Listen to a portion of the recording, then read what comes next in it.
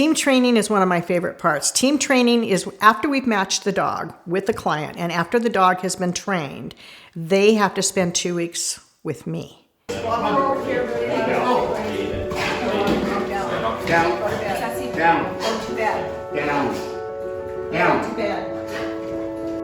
And I explain to them in advance, the first day is crazy day. The dogs know each other. So they come in and walk in like kids going to school. Hey buddy, I know you from the kennel. Yeah. Keep your leash under your leg so that if she gets up, you'll know. She's got treats up here in a bowl. Stay. Keep your voice normal. He's good.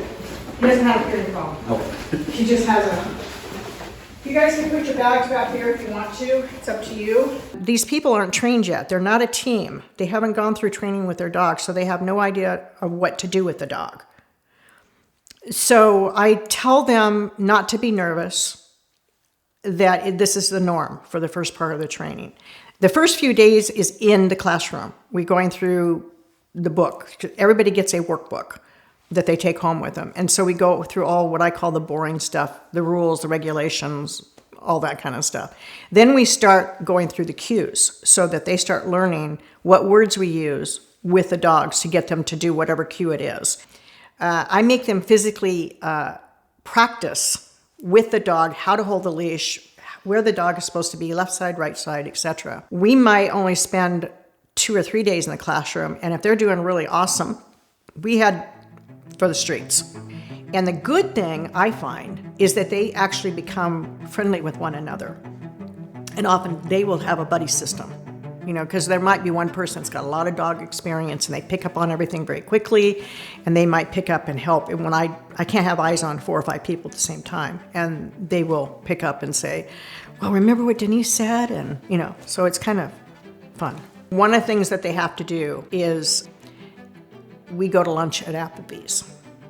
And that's so they know what it should look like to take a dog into a restaurant. And we make sure that they're out of the way, that we park the dogs underneath our legs.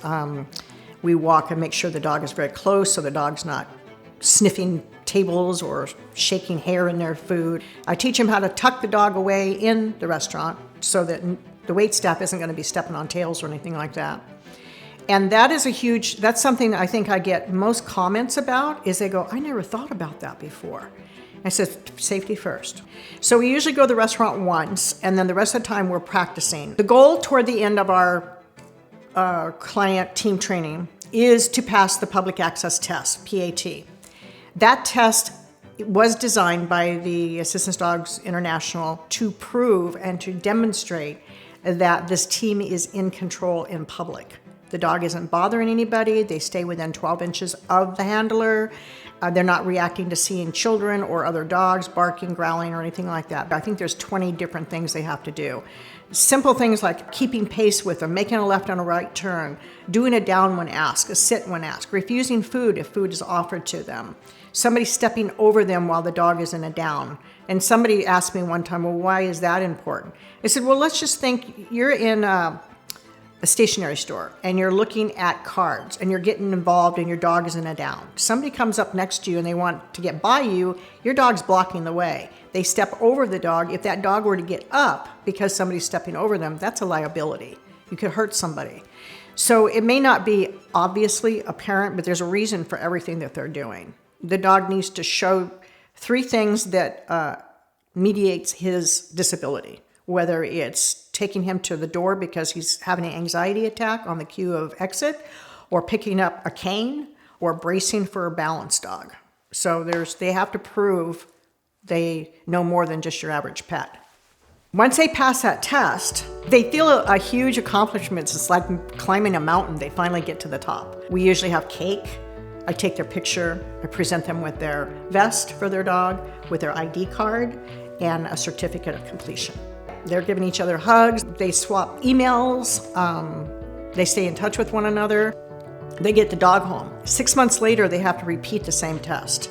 And then annually, every single year, they have to take that test again for the life of that service dog.